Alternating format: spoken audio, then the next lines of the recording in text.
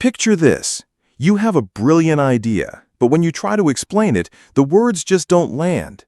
They don't have the impact you intended. You look around the room and feel like you're not being taken seriously, and you can't figure out why. It's that frustrating gap between the clarity in your mind and the weight of your words. We've all seen leaders who command attention the moment they start speaking, and we wonder, what's their secret? Is it some natural gift you're either born with or not? Well, the truth is, the ability to speak like a leader isn't a gift. It's a skill, and you can learn it.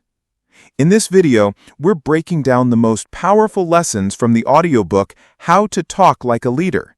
We'll give you the tools to speak with confidence and the kind of conviction that makes people want to follow. So stay tuned, because you're about to learn how to change the way you communicate starting right now. Welcome to the channel. Today, we're exploring the core principles from a guide that can genuinely change your career, How to Talk Like a Leader. The big idea behind this audiobook is simple, but it's profound. Your words have the power to create your reality. If people can't feel your words, they won't follow your voice. And that single truth changes everything. You see, most people talk just to be heard. Leaders talk to be remembered. The difference isn't about being the loudest person in the room. It's about being precise, clear, and strong. This isn't just for big speeches. It applies to every single conversation, from the boardroom to a one-on-one chat. It's about making sure that when you speak, your ideas don't just enter a room, they land. They stick. This summary is your roadmap to building a voice that commands respect without shouting and inspires action without needing to show off. We're going to dismantle the old habits that are holding you back and build the new ones that will propel you forward. By the end of this, you'll have the core techniques to own your words, control your presence, and finally communicate with the authority you've always known you had inside you. Because true leadership doesn't start with a title. It starts with your voice. Before we can build the habits of a leader, we have to tear down the bad habits that are accidentally sabotaging our authority. So why do so many smart people with great ideas fail to make an impact when they speak? The problem isn't a lack of intelligence. It's that their communication lacks intention. It usually comes down to a few critical mistakes. First, there's the plague of verbal fluff. The ums, ahs, you knows, and justs that sneak into our sentences. These aren't just bad habits. They're little red flags of hesitation. They tell the listener, I'm not totally sure about what I'm saying. When you say, I just think that maybe we could, try a different approach, the idea dies before it even has a chance. A leader says, we need a different approach. Feel the difference. It's conviction. Second is the trap of speaking to be liked instead of speaking to be clear. So many of us are terrified of creating friction. We worry if people will agree with us or if we might step on someone's toes. So we soften our language. We apologize for our own opinions. We say things like, I'm sorry, this might be a dumb question, or I don't mean to cause trouble. However, leaders understand that clarity is kindness. Their goal isn't to get everyone to like them, but to get everyone to understand them. They serve the message, not their own need for validation. Finally, there's a disconnect between the speaker and their own words. They're speaking from their head, not from their gut. The words feel like theories, not deeply held beliefs, and people can sense that. They can hear the distance between you and your message. If you don't stand firmly behind your own words, why on earth should anyone else? This is the voice of a manager, not a leader. The voice of a commentator, not a catalyst. This summary is going to teach you how to be the catalyst. The foundation of leadership communication, the rock on which everything else is built, is this. You must own every single word you say. This isn't about being loud or arrogant. It's about speaking with such complete ownership that your belief in the message becomes undeniable. When you own your words, you're not just sharing information, you're transferring conviction. So how do you actually do this? It starts with an internal shift before you even open your mouth. Decide that your message has value and that it deserves to be heard without an apology. This alignment is what gives your voice its weight. People follow voices that feel grounded and true. When you speak from a place of real conviction, your tone, your pace, and your whole presence change. You stop sounding like you're asking for permission and start sounding like you're offering a new perspective. Once you've made that internal commitment, the next step is brutal simplicity. Leaders say less, but it means more. They know that complexity creates confusion, while simplicity creates power. They trade long, winding sentences for short, direct ones. Think about the most powerful statements in history. I have a dream. We choose to go to the moon. These aren't complicated sentences, but their power is immense. To put this into practice, start by ruthlessly cutting weak and qualifying language from your vocabulary.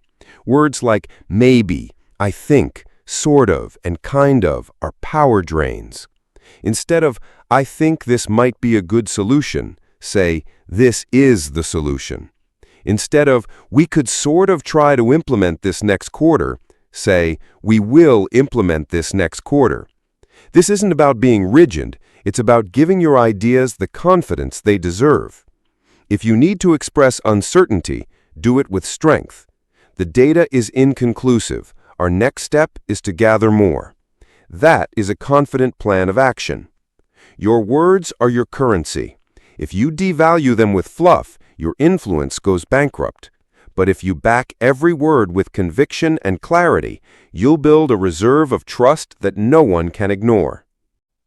Have you ever been in a room when someone walks in and before they even say a word, the whole energy shifts? That's presence. It's a quiet authority that makes people look up and listen. And this isn't magic. It's a cultivated skill. One of its most powerful tools is silence. The strategic pause is the secret weapon of a confident speaker. Most of us fear silence. We rush to fill every empty space with noise because we're afraid a pause makes us look weak or like we've lost our train of thought. A leader knows a deliberate pause can be just as loud as words. It's a tool for emphasis. When you make an important point, don't rush to the next one. Pause. Let it sink in. That silence amplifies the weight of what you just said and signals that you're so confident in your statement, you don't need to immediately chase it with another. The pause is also a tool of control, especially when you're under pressure. When asked a tough question, the impulse is to answer immediately to prove you're not flustered. A leader does the exact opposite. They take a deliberate breath.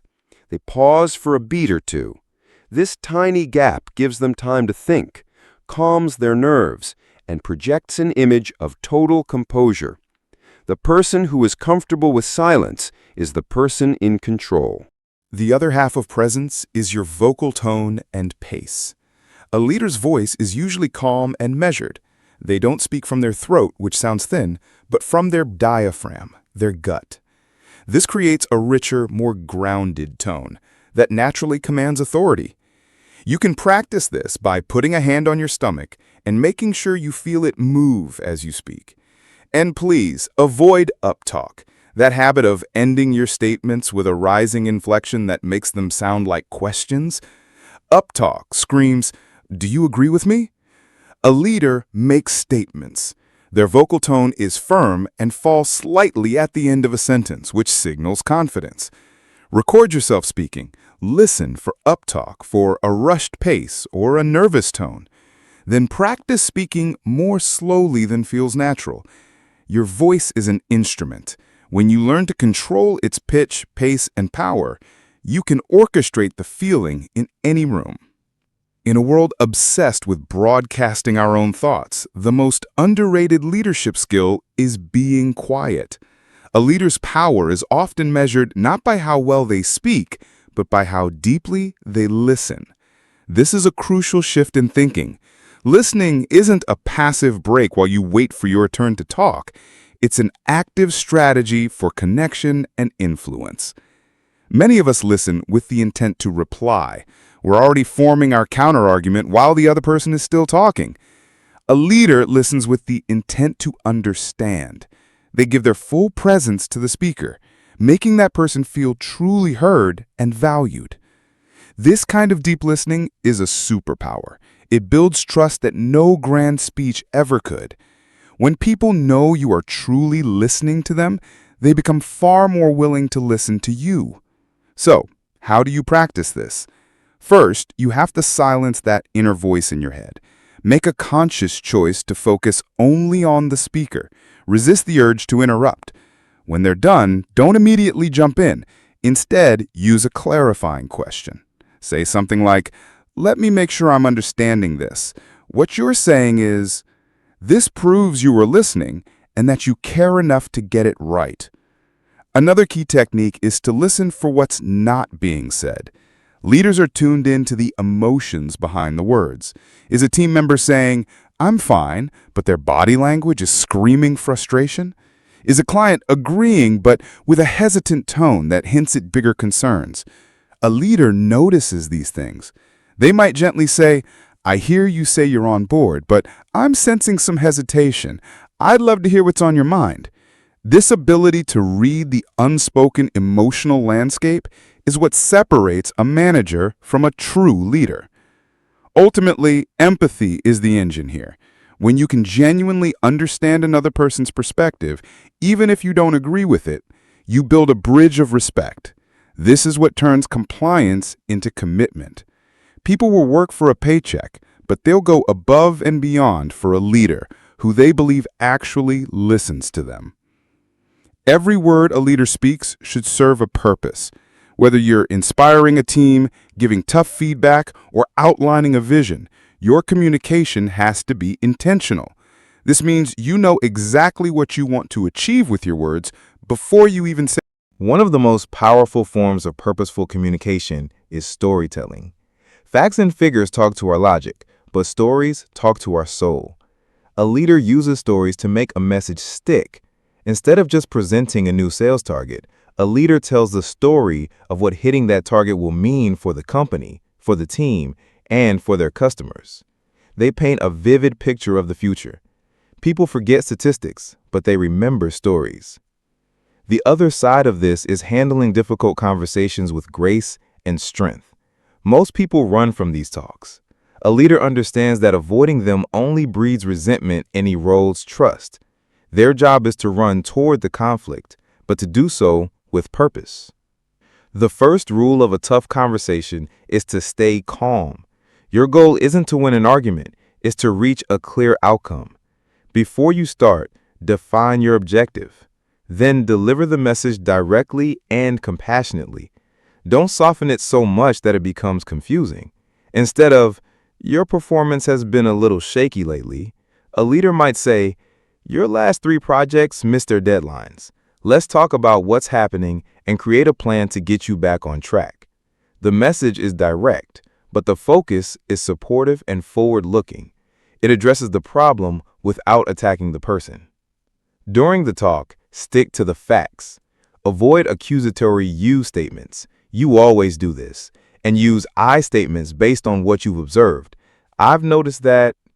Listen to their side without getting defensive. Acknowledge their feelings, but don't back down from the core message. In the end, people will respect a leader who is honest and direct, even when the message is hard to hear. Clear communication, especially when it's difficult, is a profound sign of respect. Communication is a full-body sport. Your words are only a small fraction of the message.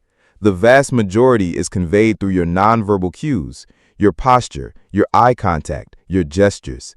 If your body language doesn't match your words, people will believe your body every single time. A leader knows this and masters their nonverbal command to project unshakable confidence. Let's start with posture. How do you enter a room? With slumped shoulders and your eyes on the floor? Or do you walk in with your shoulders back and your head held high? This confident posture doesn't just change how others see you, it actually changes how you feel about yourself. Social psychologists have shown that adopting power poses can increase your confidence. Before a big meeting, find a private space and stand like a superhero for a minute. It sounds silly, but it works. When you take up space confidently, you send a clear signal of self-assurance. Next is eye contact. Avoiding eye contact is the fastest way to kill your credibility. It signals dishonesty, insecurity, or disinterest. A leader maintains steady, comfortable eye contact. When speaking to a group, connect with one person for a full sentence, then move to another. This creates a series of personal connections. When listening, your eye contact shows you're giving them your undivided attention. Finally, your gestures should be purposeful, not frantic. Fidgeting and tapping are signs of nervous energy. A leader's gestures are calm and deliberate. They use open gestures, with palms slightly up to show inclusiveness. They use a clean, decisive hand motion to emphasize a point. Their movements are in sync with their words, adding a visual punch to their message. Mastering this isn't about becoming a robot. It's about making sure your physical presence and your verbal message are singing the same song. Like any skill, it takes practice. Record yourself giving a short talk and watch it with the sound off. What is your body language saying? Practice in front of a mirror. Pay attention to your posture and gestures.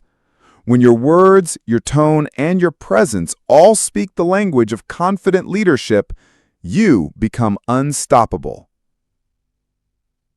So what's the big takeaway from How to Talk Like a Leader? It's that your voice is a tool, and with practice, you can sharpen it into an instrument of incredible influence. Let's quickly recap the 5 techniques. First, own your words with clarity and conviction. Second, master the power of presence and the pause. Third, listen to lead by using empathy to build connection.